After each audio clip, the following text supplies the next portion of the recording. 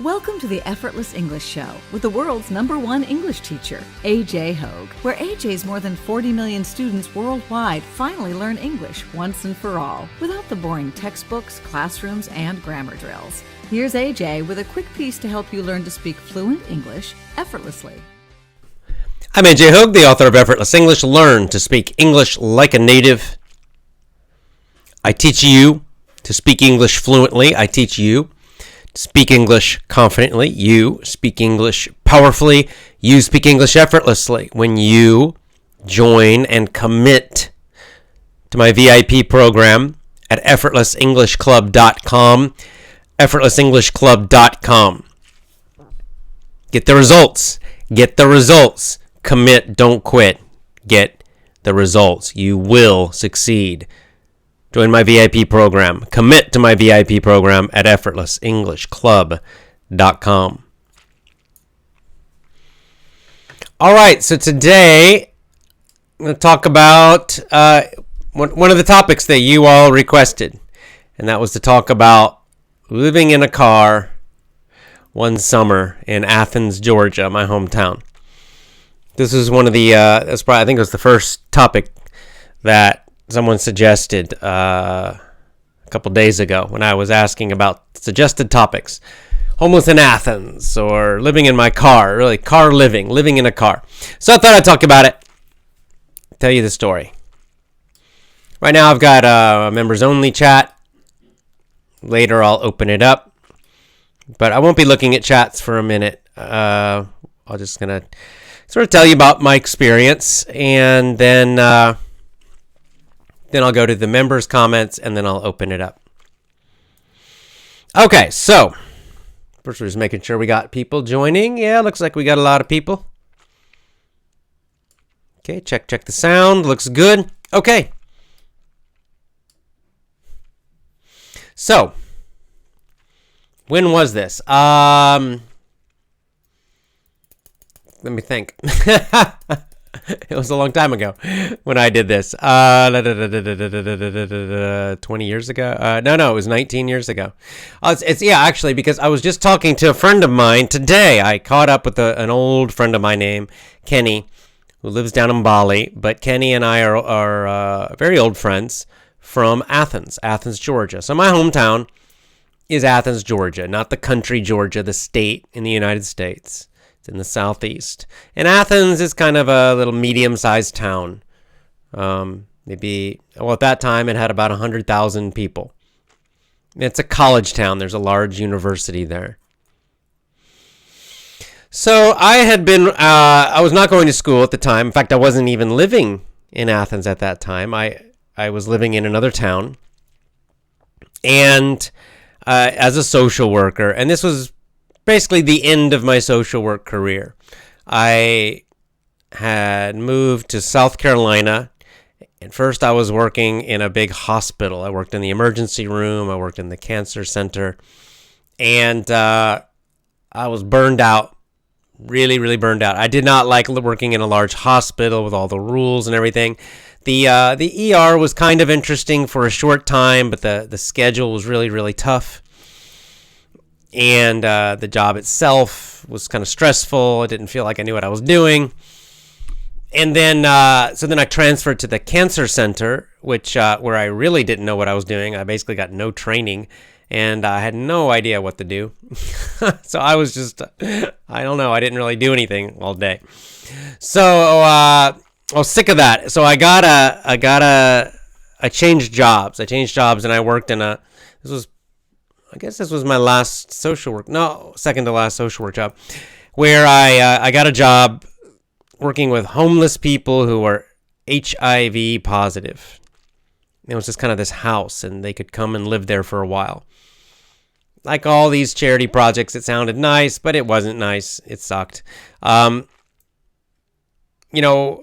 I was in a weird position where, a lot of the people living there, they were doing drugs. They started doing some drugs, and then so my boss wanted to do lots and lots of drug testing and be really, really controlling with the residents.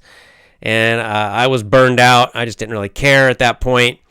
And anyway, I finally decided, like, I've had enough. I have had enough of working full time, enough of working for other people, enough of social work, trying to help people who really don't want help. I was just enough. I'm sick of this. I'm sick of it. I'm sick of it. I'm sick of all of it. And as some of you know, one of my favorite writers is Henry David Thoreau, who wrote Walden, an American writer. And that book, which is one of my favorite books, it's a true story. It's about the author. It's about Thoreau leaving the town he was in, not too far, just going into a forest, kind of the edge of the town, maybe a few miles in, finding a little area of land that nobody owned, and cutting down a few little trees and building himself a little house, a very small cabin, right? Just a very simple wood house next to a pond, next to some water, like a little small lake. And then living super, super, super, super simply. And then in addition to, that doesn't sound too exciting, but it's just a lot of the book too is just his philosophy about the benefits of living very simply. And, one of the big ones was he had his time again, and he had the time and the energy to do what he wanted all day long. And it was an experiment to prove that you actually don't need a lot. You don't have to work so hard. You don't have to work so many hours. You don't have to be rich. You can live a very, very, very simple life and be very happy and have everything you really need. So that was a big influence. So I've been thinking about that. I was sick of the work, and at this time I really wanted to be financially free, financially independent, because on one hand I was tired of working in social work jobs. But on the other hand, I was really tired of working. I was tired of working jobs in general. I was very frustrated being, a wage slave, a slave to jobs. But the problem is that I couldn't see a way out. Like, at first I thought the way out would be to make a lot of money, right? Like a lot of people think this. If I just make more money and then I save it, and then eventually I'll be free, right? So, I was making okay money as a social worker, but nothing great, decent. But I started realizing I'm probably never going to make much money. Now, it turns out later in life I did, but at that time in my life, I just thought I'm never going to make much money. So if I'm never going to become free by becoming rich. This is what I was thinking at that time. And so I thought, well, what's the answer? Do I remain a slave? Or maybe the answer is Thoreau, what Thoreau did. And I thought about it. And I realized, well, I don't want to go live out in the woods, far away from everybody. Like I'd like to do something like Thoreau did, but in a more like in the modern world, and in a place where I like living, in the kind of the life that I liked. So I decided, well, maybe what I could do is kind of a very modern version of Thoreau. Thoreau, he lived back in the 1800s. So I thought, well, instead of going to the woods and making a wooden little house, I could live in a car. What if I lived in my car? I had a car already. I already owned a car, no loan, right? So it was paid for completely. So I thought, rent is my biggest expense. Paying rent on an apartment, that's why I have to work so much. That's the main thing I have to spend money on, is paying rent all the time. So if I eliminate rent, then I could live quite free.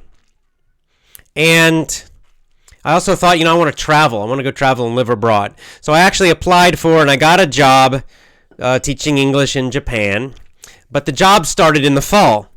So I thought, what I could do, I have just a little bit of money saved for my social work job. I could live free. I could just quit my job early. I could live the entire summer with no job if I lived in my car, right? If I had no rent, if I had no rent, if my expenses were super low, then I could have the whole summer free, like when I was a kid, And this just sounded great. I knew I had a job in the fall, but I didn't want to work the whole time until I went to my new job. Like I wanted that time off, and I thought this is also a good experiment. I could just do it for one summer and experiment living in my car. Like what? It's kind of a big thing. It was a little scary to do at the time. So I thought, well, that's a good amount of time. And I'll go back to my hometown, Athens, Georgia, because I know that town very well. I lived there for many, many, many years. And I liked it. And I missed Athens. So that's what I did. And I called it, first I called it, my experiment was like Walden on wheels, right? Meaning kind of like the book Walden, Thoreau, going and living a very cheap life, but I'll do it in a car in the modern world instead of going into the forest. Then I started doing, a little bit of research, trying to figure out how am I going to do this? Like, how will I sleep? Because I had a small car. The second time I did this, I did it longer. I did it a year, and I had a van. It was much more comfortable. But this first time, I just had a small car. I couldn't afford to buy a different car.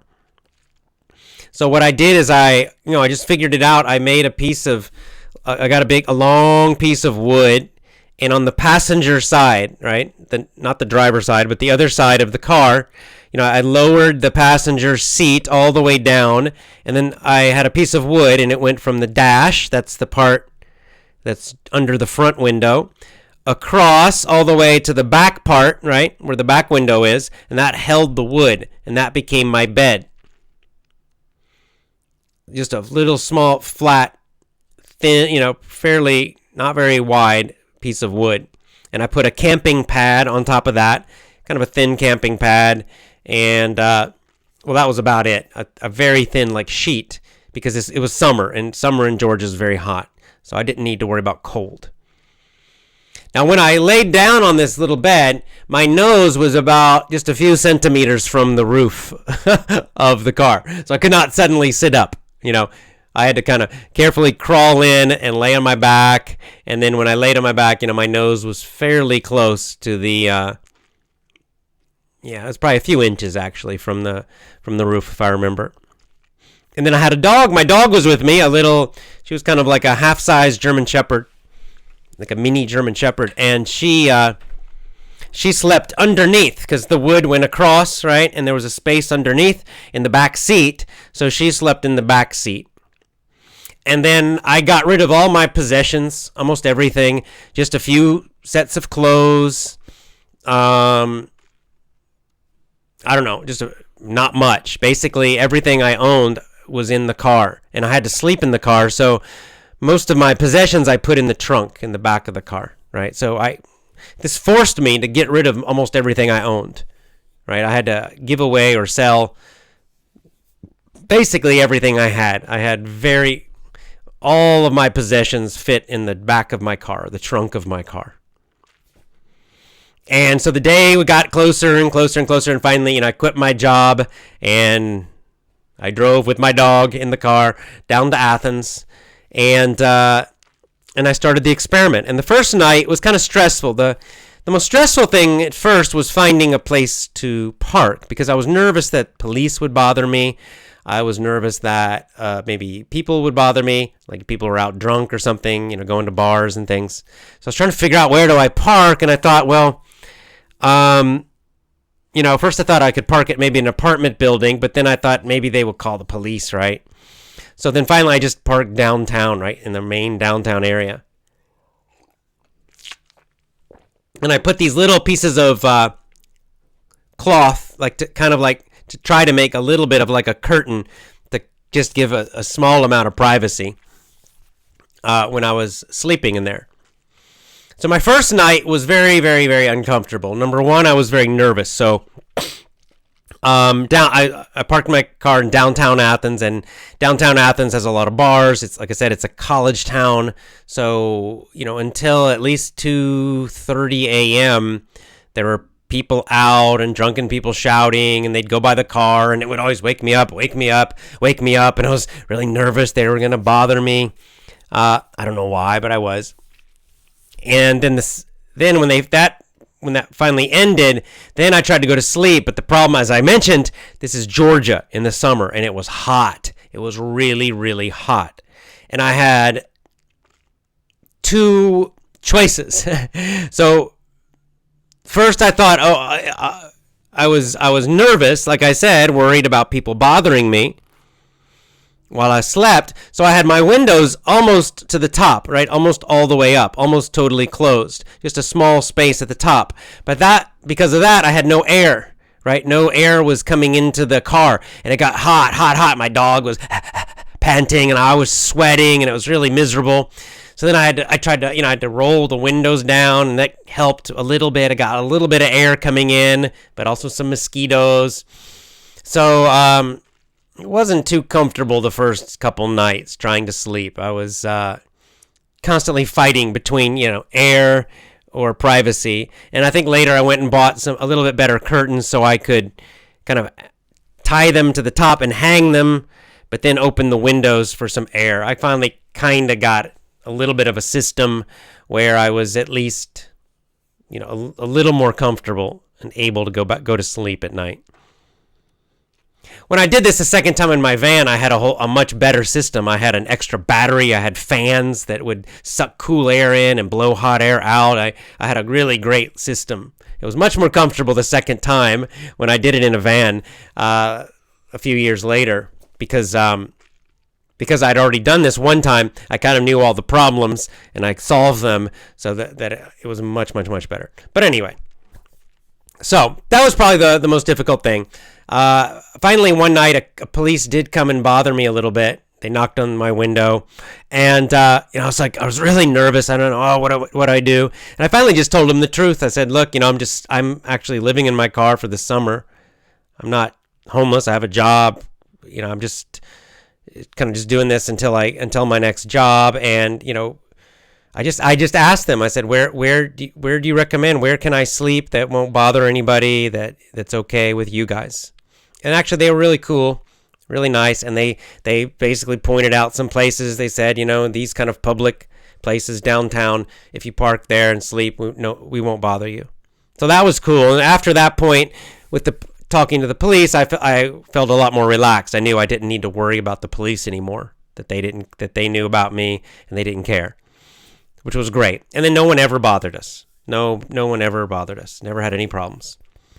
So sleep kind of became at least normal, fairly comfortable. So then from then on, it was really one of my best summers, and it was certainly one of the best summers of my adult life, my young adult life. I'd always I got spoiled, I guess, like a lot of kids. I got used to having summers off, right, as a student, as a young person, as a student. School sucks, but that schedule of school where you get an entire summer off, where you're totally free, it's so wonderful, right? I mean, I think we should all have that. I think everybody should have that. Still have the summers off, even when you're an adult, because it just refreshes you, just working all the time. It gets old. We get burned out. We get tired. So it was just wonderful to have that entire summer of complete freedom. I was so burned out from working and jobs for several years and that I didn't like. So it was just kind of a magical time for me, honestly. I would get up in the early morning. I mean, it was hot, so at night it would cool off a bit so I could sleep. But as soon as the sun came up, and if when the sun hit my car would start to get hot pretty quickly, right? And my dog was in there, I was in there. It became uncomfortable fast. So we got up soon after sunrise, and we would drive over to basically this big park area at the university. It's called the Intramural Fields, but there's a lot of trails and woods. So I would just go there and usually go for a long walk or maybe even a jog with my dog. And it was a great way to start the morning, just for a nice, a long walk in the trees, and there's a little lake there, and my dog would swim in a little bit. It was wonderful. After that, I would get up and I would usually go over to like there's a kind of a it's not Whole Foods, but it was kind of like a health food store, and they had I would just buy some breakfast for myself. Of course, I had dog food for my dog, but I just get like an apple or smoothie or whatever I wanted to eat, and that was great too. Just I could just relax, just take a nice. I had nowhere to go, nothing to do, no job, nothing. So I just took my time, nice and slow. Had a nice breakfast there in the shade. I would always take my dog out of the car with a leash, and she would just come sit with me. So it was fantastic, right? And then during the days, a lot of times I would go back to the downtown area. I'd get lunch there. So I just ate. Someone was asking where did I eat. I just ate in some restaurants. I had some money saved, like I said, from my job. And also, Athens is a college town, so there are a lot of pretty good places to eat that are very cheap, right? Because students don't have a lot of money. So it's a pretty cheap place, Athens. It's possible to, get some decent food for a little bit of money. So I'd go downtown, have lunch, go to a coffee shop, and I would just sit at a coffee shop for a few hours, sit outside the coffee shop actually, because they had chairs outside, like a little cafe. And, my dog would be there under the table I'd give her some water. And I would just read books and write in my journal. And this is where I mentioned my friend Kenny, who's down in Bali now. We were just catching up today. We haven't talked in like a year.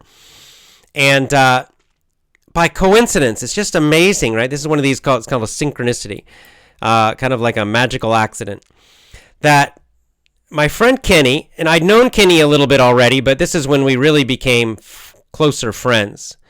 And just by accident almost, he was doing the exact same thing.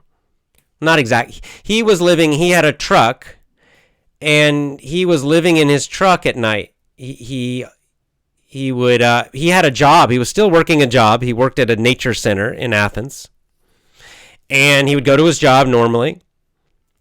And then at night, he would go to this camping area, and he would kind of camp out and sleep in his car, his truck. He called it his YHP experiment, Young Homeless Professional. And he wrote a little book about it. And so anyway, we had, like I said, we knew each other already. And when we talked and we found out that we were doing the same thing at the same time, we were both really excited. So many times we would meet and hang out together, right? Like if he had a long lunch, we'd meet during the day and hang out, and we'd compare notes. I'd say, oh, so where are you camping out? He was camping out at the park where he worked because he could stay there at night. Nobody knew. But I couldn't do that. And, so we would just kind of compare notes and hang out and chat. And he was a big fan of Thoreau as well. It was really great. Really great. Kenny and I had a great time chatting. And I would just talk to other people downtown and just have a very relaxed afternoon. Later in the afternoon, I'd often, like some afternoons, we would play, it's called Ultimate Frisbee. It's kind of like with the Frisbee, a disc that you throw. It's a little bit like basketball or football, American football, but you play it with a Frisbee. And Kenny played it too. We were both on the same club, so we would go and do that, which was really fun as well. So, this is what I did. I would just read, go to the park, go for walks, hang out, talk to friends, play Frisbee, Ultimate Frisbee some. And that's it. It was a very, very, very, very relaxed time. Someone, I think, asked about showers. So this is the fun part, too. There's a river. I think it's called the Broad River. So there's a nice park on the river, and I bathed in the river. I remembered I had traveled in India, in Thailand, and I had a clear memory of people in India bathing in the rivers. And you can also see this in Bangkok sometimes. Some people will bathe in the Chao Phraya River. So I thought, that's what I'll do. I'll just bathe in the river. So I just had a swimsuit, and I just brought some soap, and I would try to go out there at a time when it was not busy, like during the middle of the day when most people are working, or if it was a weekend, I'd try to go closer to the evening. And I would just go. There was the river's pretty shallow, so there was a shallow area where there was just some rocks, and I could just sit down on the rocks and kind of, with soap, wash off, rinse off in the river. Had a little river bath, and it was also amazing. It was just so wonderful to bathe like that in the flowing river, under the blue sky and the trees hanging over the river. It was amazing. It was just so natural and fantastic. And I love being outdoors. I love it. I really hate being stuck indoors quite a lot. So this is the other thing. I think that another reason jobs have, during much of my life, I hated jobs so much was because I was usually working indoors, and I really, really, really hated being stuck inside a building all day. It just made me feel like I was half alive. I hated it. So it was kind of amazing living in my car and being just outdoors all the time, basically. Very, very nice. So I bathed in the river. And that was it. That was my life. It was just a very, very relaxed, wonderful, magical summertime. And then when it ended, my family watched my dog for me, and I went off to Japan, sold my car, and flew to Japan for my next adventure. But that was it. That was living. That was the experience of living in my car. And like I said, number one, it was a wonderful experience. This was important to me. Because, Thoreau talked about this too, that there are some people who are poor, quote, poor, right? They don't have a lot of money, and they're miserable. They're miserable because they want more, and they're not happy with what they have, right? Or, of course, there are plenty of homeless people who are absolutely miserable and unhappy. So I thought, okay, I want to live in my car, but I don't want it to be an unhappy experience. I'm going to do this in a way where it's a really happy and enjoyable experience. So that was very important to me that I do it, but that I do it successfully, and that it be an experience that was very, very positive. I wanted it to be great, not like some horrible thing that I just survived. I wanted it to be, fantastic, and it was fantastic. It really was. Like I said, I got used to the sleeping. I got used to dealing with the sleeping. Was probably the hardest part of that particular summer experiment. But otherwise, the freedom was great. Being outdoors all the time was great. The simplicity of life was great. Having no financial worries was great. It was a fantastic experience, and it taught me so much. It taught me that, number one, we don't need a lot. Thoreau was right. Not only Thoreau, many others have said this, but we really, really, really don't need much to be truly happy. In terms of material things, that we can, in fact, be comfortable with a very tiny amount, right? Most of people think, there are a lot of people who are unhappy if they're in a small apartment. No, this apartment's too small and this sucks. Oh, I've got to move to a smaller place. But so, imagine living in a car then. It's the smallest place I could think of other than a tent. And the car had just some advantages where I could drive around, especially in the United States. So it was great. It was not an unpleasant experience. It was fantastic, and it gave me tremendous confidence from that point in my life until now. I now know that I'm not afraid of living that simply, right? I'm not afraid of it at all. In fact, I know that it can be done in a very healthy way, a very positive way, indeed a pretty comfortable way, and that there are great advantages to it. And so I don't live in my car now, but it doesn't scare me, right? I could, wouldn't bother me. Of course, I have kids now, might have to be a van instead of a car, but but the point being, we don't need much. We don't need much. Sometimes it's nice to have more, but it's also good, I think, in life to have experiences like this where you test your limits and you find out that Indeed, I can handle much, much, much, much less. I can handle a much, much, much simpler life, and it can actually be wonderful. And that's one of the kind of the main lessons I learned from that. In fact, it was so wonderful that when I got back from Japan, I finished that job and I came back to the States, I decided, okay, I'm going to do it again, but this time I'm going to do it for a whole year. I'm going to do it longer. Actually, I decided I'm going to do this. I didn't really have a limit on it. I just decided I'm going to live like this. I'm not paying rent again in the United States. So I bought a van, but because I had the experience, I decided, okay, there are some improvements I can make. And a van, number one, a van would be much better. There's a lot more space in a van, right? So the second time when I came back, I bought a van, like not a huge van, like a little Toyota van, but I took all the seats out in the back, and I covered the windows, made them really dark so no one could see in. And I built a nice little bed in there that had space underneath. I could store stuff. I built a little bed for my dog. I had an extra battery that I could charge when I was driving. And that extra battery I used for fans. I had a couple fans. And I would put them in the windows at night. One would suck in the cool air, and the other would push out the hot air in the summer. In the winter, of course, I didn't use the fans. In the winter, I had a little bit of insulation. I insulated the inside. And for the winter, I used a camping sleeping bag. So I used to camping. So I had a quite nice sleeping bag that could handle very cold temperatures. And my dog also had, plenty to keep her warm. I had a little camping stove if I wanted to make a little food. I didn't usually do that, but I had it if I needed it.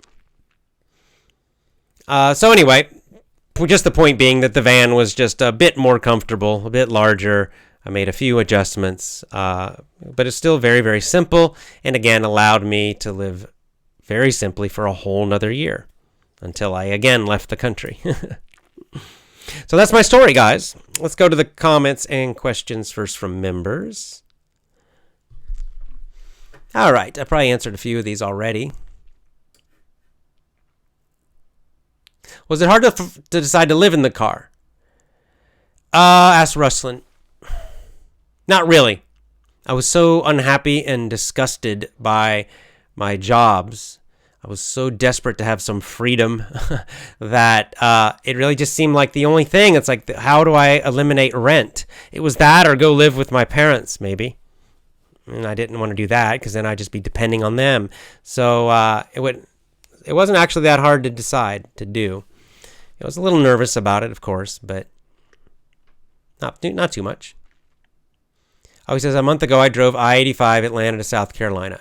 Indeed, yeah, South Carolina. Greenville is where I lived. While reading the exit signs, I saw Athens. I remembered about you, AJ, and your life in your car.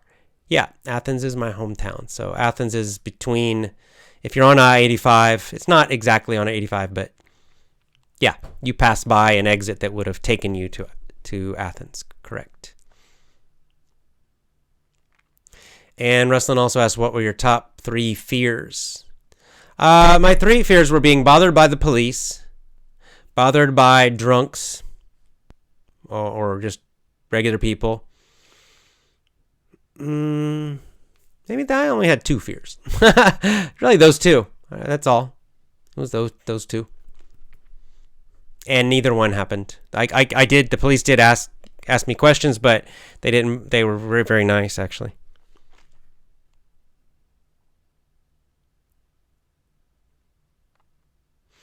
Vladislav says, one blogger who immigrated to America from Ukraine works as a truck driver. He tells me he lives in his truck. Yep, I think a fair number of truck drivers do this. He lives simply, saves as much as he can, but he can't save much. He feels miserable. Well, it's all about mindset. It's if you're enjoying it, if you're doing it by choice because you want to do it and you're seeing it as an adventure, that's great.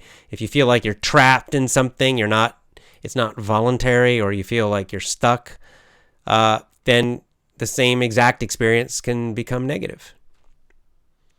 Well, he's probably stuck. First of all, he's a truck driver, so those trucks are super expensive, right? I was living in a cheap car that I bought with cash, no loan. So I didn't have to work to pay for my car. I didn't have to work at all. The guy you're talking about, this truck driver, sounds like he's got to work like crazy. So that's a big difference.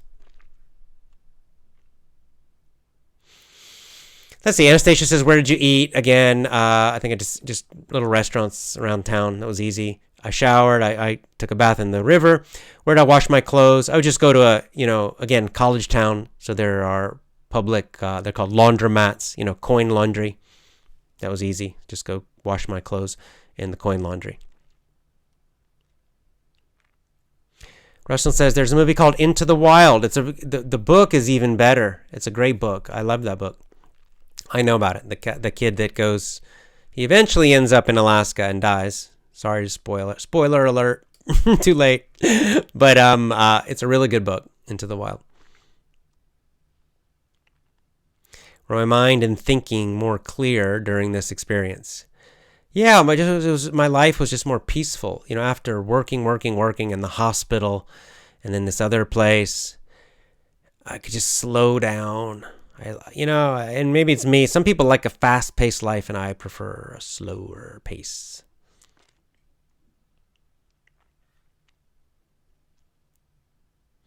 Yeah, Anastasia says, when I moved from my hometown, I lived a couple of years in hostels, where I had 9 more people in my room, but it was cheap. It helped me a lot to make and save money. Yeah, nice. People who are very social, those kind of dorm situations are great. Like my friend Joe, when we did the Camino, we walked the Camino de Santiago in Spain. He loved to stay in dorms like this, where it had a lot of people, because he's so super social, and he would love chatting with everybody. Now, if you're not social, if you're more of an introvert, then the dorms kind of suck, but it depends. My emotional state during all this was very, just relaxed and peaceful, very happy.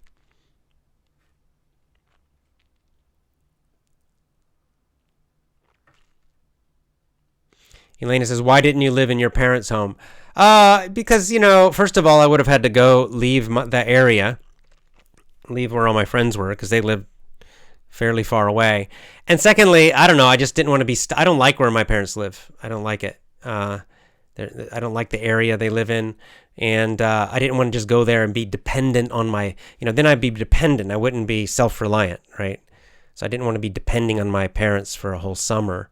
It didn't feel right to me. It's like if I'm not working, and to go live with them, no rent, I feel like a parasite or something. I didn't want to do that, and I wanted the adventure of it too, quite honestly.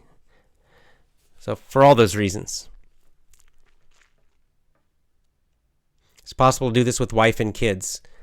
Yes, it would be possible to do it with wife and kids. You'd have to make some adjustments.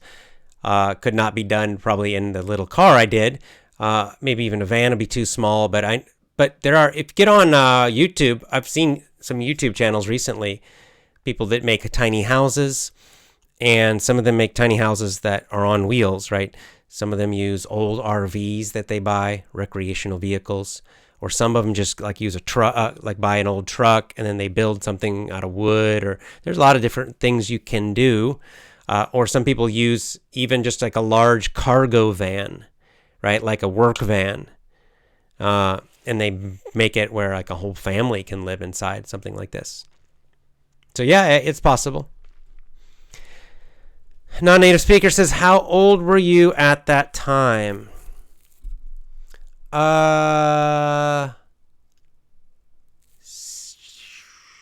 Let's see. It's before I went to Japan. 2020, about 31.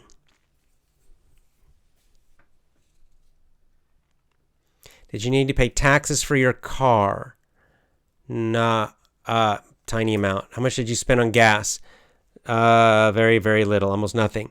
And repairs, nothing. It was an old car, an old Toyota with like 150,000 miles. So I bought it with cash. It was not expensive.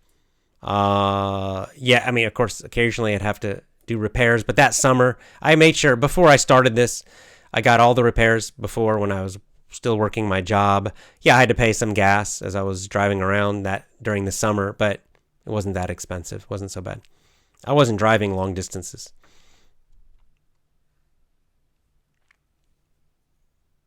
Lisa says, your experience can help us go back to the basics when it's necessary for difficult times. Exactly. Like, it's always in the back of my mind that, like, if I had to, I could do something like that. And like I said, it wasn't a bad experience. It was a very pleasant, a very positive experience. It's a very good memory I have.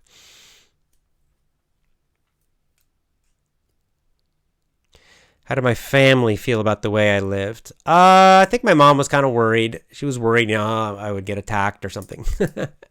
I don't think my dad, he probably thought I was a little crazy. I think that's all. Was I criticized a lot? No. In fact, nobody criticized me. Not that I don't remember anyone criticizing me. A lot of people thought it was interesting. A lot of people had no idea also. I didn't tell everybody. When I just met people in Athens, I didn't tell everybody, I'm living in my car. A lot of people just had no idea I was doing that. Deepak says, you've done a lot of experiments in your life. It makes you learn so much about life. Yeah, exactly. Exactly right.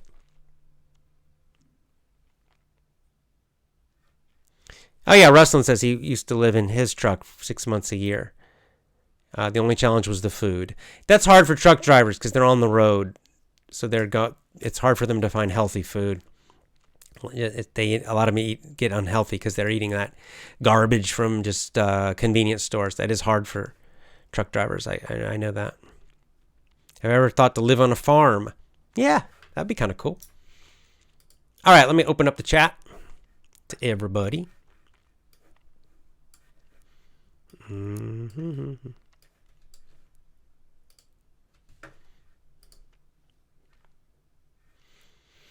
All right, chat is open now.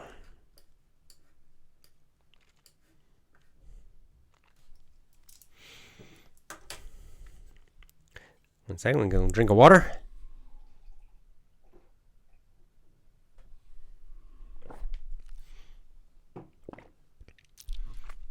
Brahim says, your life story should be transformed to a movie from Georgia to Osaka. Yeah, I should. That sounds interesting. Hey, Sarah, good to see you. Asma as well. Yeah, it was interesting. And then the second one, the second experiment, I worked part-time. Like I said, I came back from Japan. I was living in my van, and I got a job. I had a couple part-time jobs. I would deliver sandwiches at lunchtime from this restaurant, which was perfect, right? Because I would drive around. So I would just go to the restaurant, pick up the orders. It was just only a couple hours a day, and then drive around and deliver the sandwiches. So I made money because I had the second time I spent all my money to buy the van. So I actually had to work because I did it for a whole year. So I couldn't live off of my savings. So I just did that. And then at night, in the evenings, not every evening, but I think a few nights a week, I taught English at like a little college place to obviously to adults. And so between those two jobs, I made enough to, again, survive living in the van because I had no rent. All right.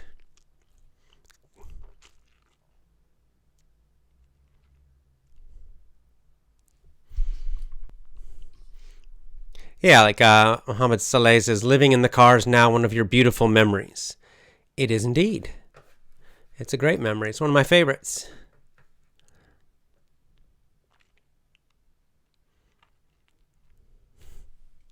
Merlin Guiterres says, hello from Asturias, Spain?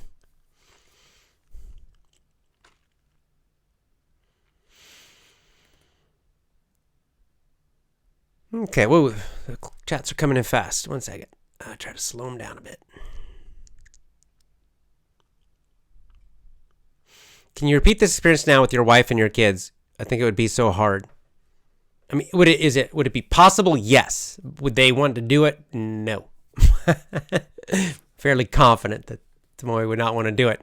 But on the other hand, though, we live very, very simply. We have a very, very simple apartment. If we had to do it to survive, we could do it. But we don't have to by any. We certainly do not have to. So, but we still live quite simply. Once you make your life that simple, even when you go back to kind of a normal life, you usually keep your life still fairly simple, right?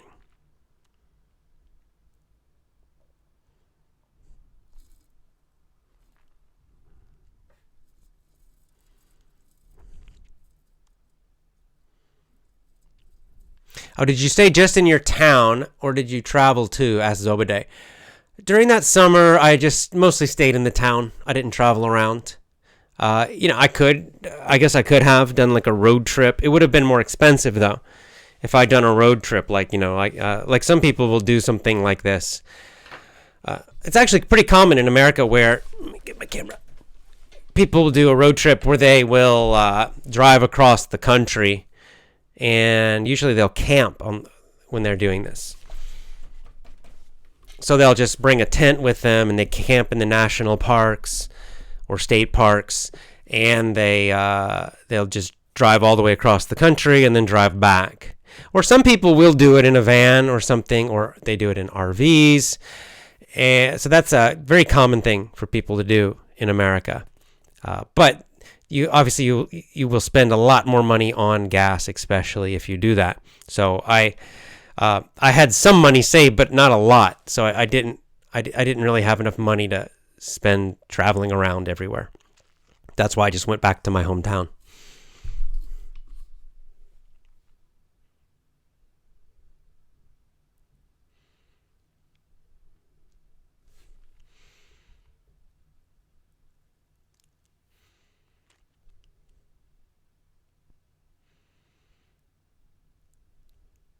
Yeah, like Tung Min says, if we can adapt with a difficult life, after that we can test our limits and enjoy natural things that are free. It's the opposite of Brave New World. Right, yeah, like playing the Frisbee Ultimate Frisbee game, with friends, that was free. Going walking and running and jogging with my dog was free. Hanging out downtown, drinking a coffee, reading a book was almost free. So, yeah, taking a bath in the river was free. There are a lot of free or very, very, very cheap things that I did, and I enjoyed completely. It was very nice.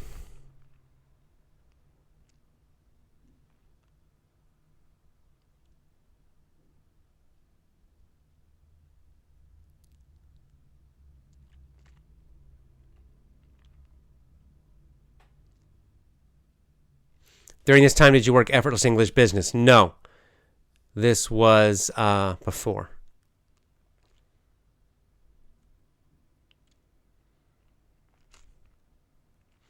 After the second stint in the car, in the van, where did you go? And what did you do? I went to Thailand, and I lived in Thailand for 2 years in Bangkok after that. And that was also great. Fantastic. Really good time.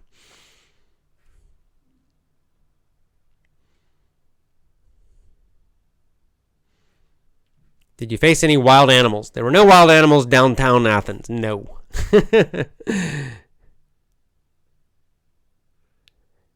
Asturias in northern Spain. All right, yeah. It's on the Camino de Santiago, right? Isn't that... I'm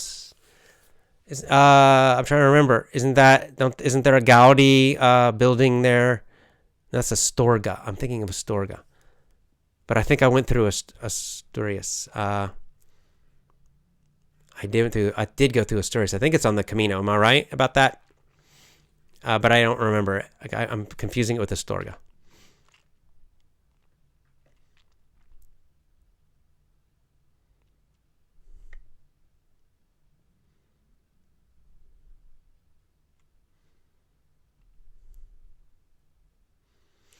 That's cool. Zabede says, I know a person who turned a spooky house in the forest into a nice house. Sometimes he accepts guests to make money, and then again he comes back for his solitude. Nice.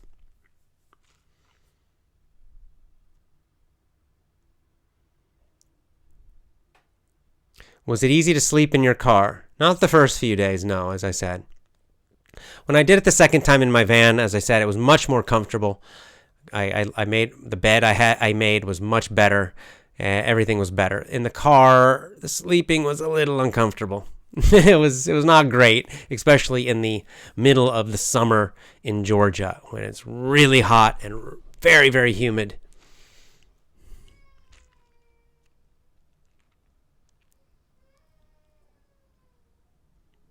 Is it true 40% of Americans don't have their own apartments? I have no idea.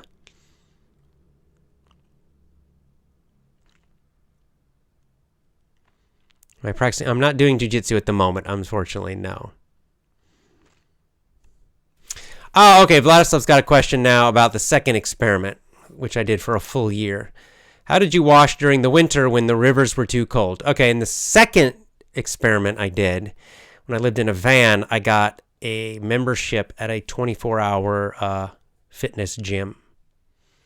So they had showers. So I could work out. So that's how I did it. I would go to the gym, and I could take a shower anytime, hot water, and I could also work out a little bit.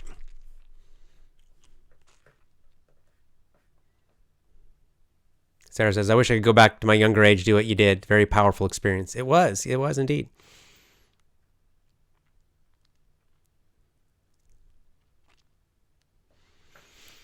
Okay.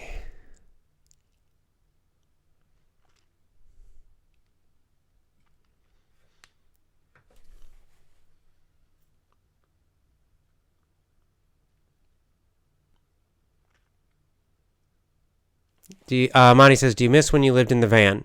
Kind of. I miss the simplicity of it. It was nice, and there are certain parts of it I miss, and but pretty happy with my life right now too. So, have I ever visited India? 3 times.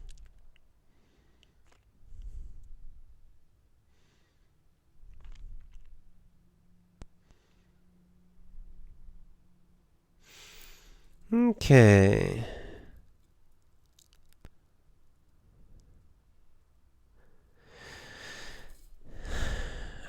If I lived in America, would the government let me live in a truck? Yeah, you can do it. I did this in America, so obviously it's possible, yes. I think you can do this as a short experience, but not for a long period. No, you can do it for a long period. If you wanted to, you could do this for, like I said, I did it for a year the second time, but I was perfectly happy and comfortable. I could have continued doing it, but I just decided I was ready to go travel again. Yeah, was it worth living in your car? It wasn't easy, but better than having a boss and working a job you hate. Amen. That's why I did it. That's the main reason I did it. There were other benefits and other reasons too, but that was the big one. Absolutely. Do you think you can live in a... People keep asking me the same question. Yes. Could I do this with kids? Yes, it's possible.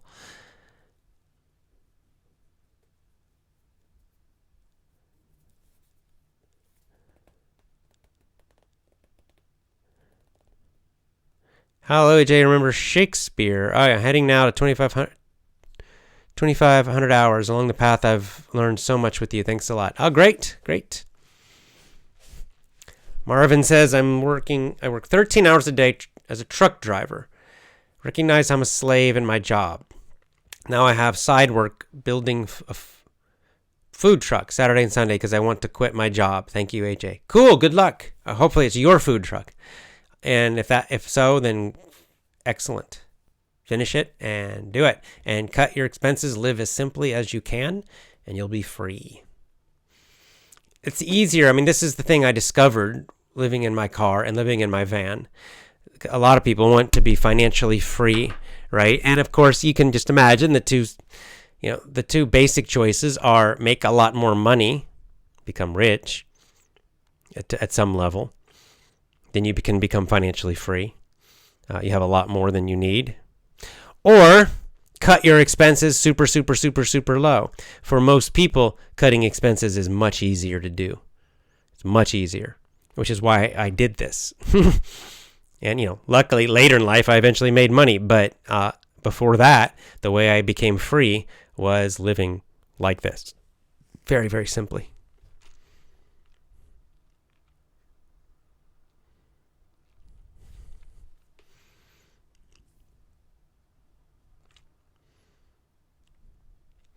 Australia, you can't live in a car because you need to get a job. You need an official address. You can cheat around this. There are mail services you can use. There are different things you can do to get yourself where you can pick up mail. I did this too when I was living in my car, the van, the second time, because I needed it when I was looking for jobs. If you had to do it again, what would you improve? The second time I lived in a town that actually was not so great. I would have done it in a nicer place the second time. But Athens is great. I love Athens.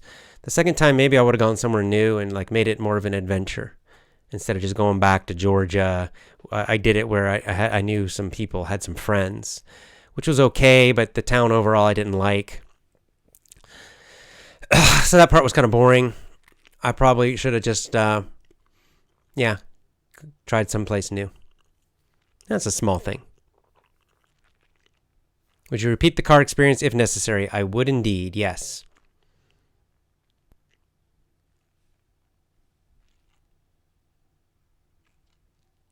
Oh, Asturias is on the coast.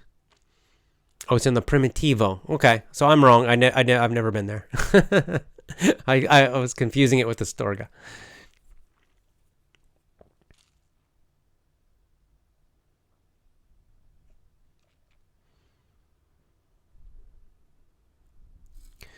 Okay. What do you think about minimalism? Well, I think you can probably see that I like it. I like it a lot. Quite like too. Like I said, there's some cool channels you can find on YouTube now. It's kind of a trendy thing a little bit now. This small it's called tiny houses. Tiny houses. If you do a search on YouTube, tiny houses, TINY, which means very small, tiny houses. You'll find there are a lot of channels of tiny houses, and it's really pretty cool. People are doing some very interesting things, making these very, very small houses, and a lot of them are mobile. Like a lot of them have wheels. They're attached to trucks, or they can be pulled, or they can move around. Not all of them. Some of them are on land, but still, it's very cool. I love looking at them. It's really neat. It's pretty amazing how well people can live in a very, very tiny space. They're very, and many of these tiny houses are very comfortable and very, very modern with lots of conveniences. It's cool. You should check it out. Get on YouTube and do some searches for tiny houses and watch some of the videos and see what people have done. It's very interesting, very creative.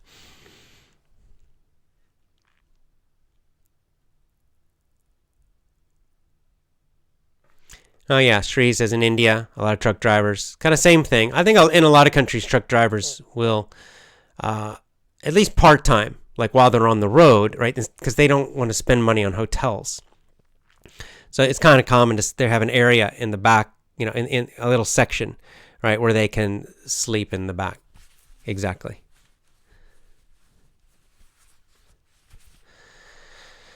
Okay. Couple more and then I'm going to go.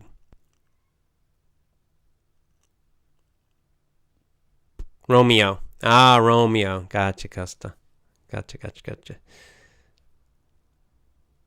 Would you recommend such an adventure for young people who don't have esteem?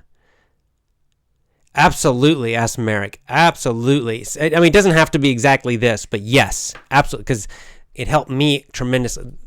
I had a lot of these kind of experiences, and this is really what helped me grow up, because I was kind of, like most people now, young people, I was an adult child, right? Because our childhoods are just extended far too long now because of school and other reasons. So I guess I kind of just instinctively realized I've got to challenge myself to do things. So yes, a young person who feels lost in life, a young person who has no confidence, should absolutely challenge themselves with adventures like this. Okay, yeah, live in a car for a year, travel somewhere with almost no money, and travel somewhere that is maybe a little difficult for you, that's quite different. So for me, it was India, right? So for me, my first few trips abroad were India, but especially my first one. I went to India. It was the first time leaving America. I had very little money, so super low budget. I was by myself. I traveled for a little over 2 months, wandering around India. It was an amazing experience. I had some tough problems when I was there. I had some great things. It was up and down, but super amazing. And I had to deal with everything by myself. And that really helped me to grow up and gain some confidence.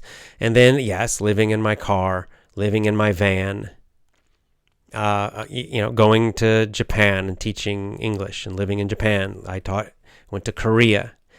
So just all these jobs, teaching abroad, these different travels, alone and sometimes with other people, but especially alone.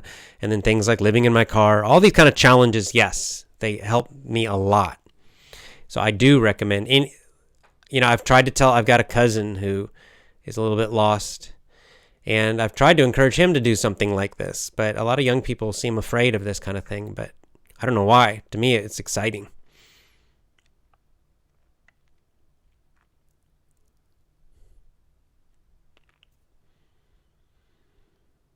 You live in a tiny car and save money, you waste a lot of money in restaurants. You don't have to. I could have cooked.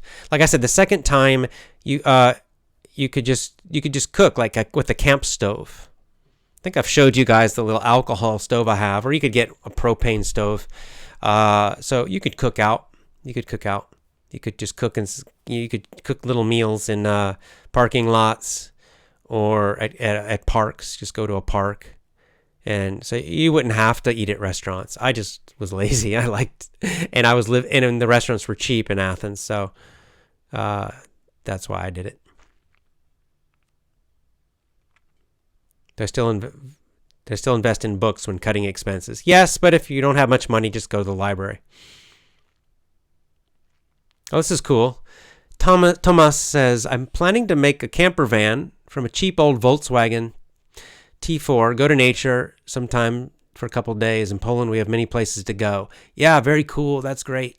Excellent. A camper van would be like, very nice. You could really make it quite nice, where you could even, just for going off and camping on weekends, or you could even live in it. Okay, I think it's about time to go.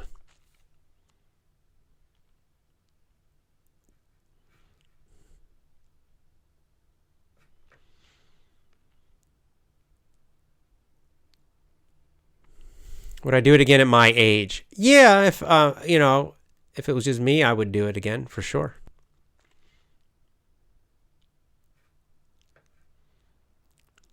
Yeah, maybe I will do a YouTube channel in the future, says Anise, living in a car. I mention your name. Please do it. That would be cool. Send me a link. Your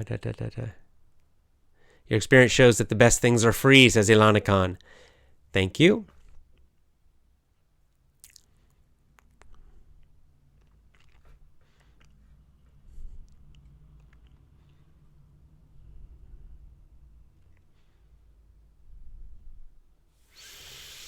Okay, let's see. Hey, Tanushka, good to see you again.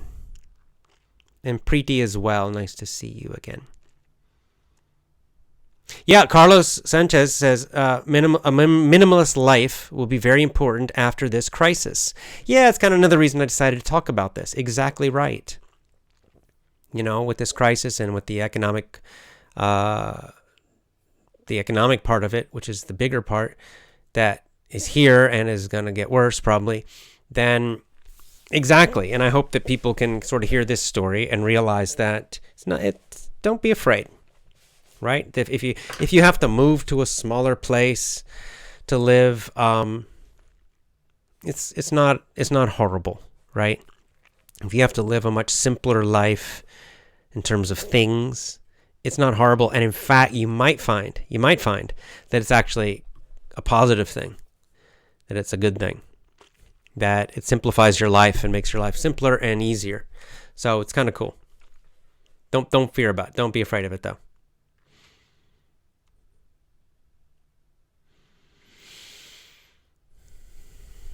I bought the van and I bought the car. Alesky was asking if I bought or rented. Always bought. I bought.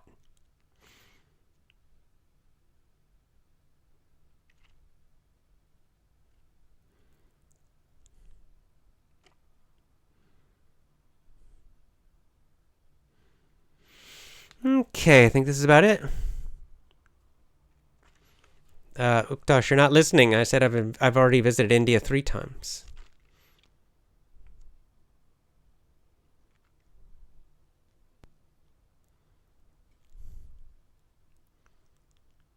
Which type of problem were you in India?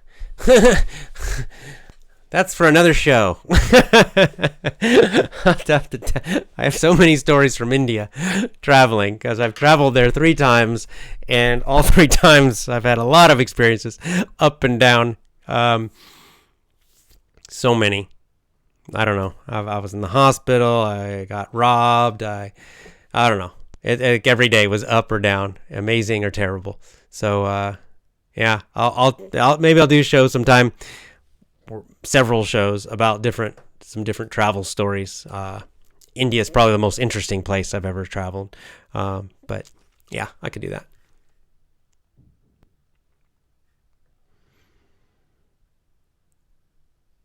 Okay, well, that's it, guys. That's all for today. So as always, join my VIP program. Hope you enjoyed my little story today. And I guess the central message, number 1, is just that it was a wonderful experience. It was wonderful. That simplifying my life, living this super simple life, was not a bad experience in any way. In fact, it was a wonderful, great experience. And so it's nothing to fear. You know, even if you don't look forward to it, if you don't really want to do it, but if you're ever forced to live very, very simply, do it with a feeling of adventure and make it something positive, because you don't have to suffer. You don't have to suffer. It can be great. And certainly my experience living in my car and then later in my van, they were both great. All right, well, join my VIP program. Commit at effortlessenglishclub.com, effortlessenglishclub.com. I'll see you next time.